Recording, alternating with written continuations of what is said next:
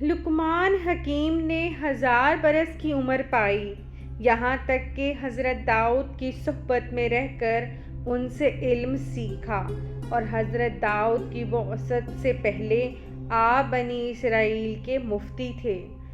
لیکن جب حضرت داؤد علیہ السلام نبوت کے منصب پر فائز ہوئے تو آپ نے فتویٰ دینا چھوڑ دیا۔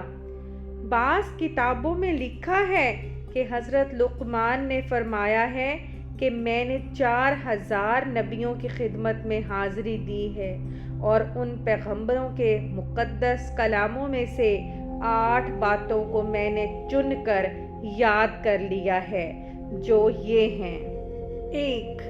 جب تم نماز پڑھو تو اپنے دل کی حفاظت کرو۔ 2. جب تم کھانا کھاؤ تو اپنے حلق کی حفاظت کرو۔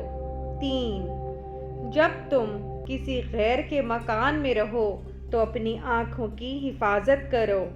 4. جب تم لوگوں کی مجلس میں رہو تو اپنی زبان کی حفاظت کرو۔ 5. اللہ تعالیٰ کو ہمیشہ یاد رکھو۔ 6. اپنی موت کو ہمیشہ یاد رکھو۔ 7. اپنے احسانوں کو بھلا دو۔ 8. دوسروں کے ظلم کو فراموش کر دو۔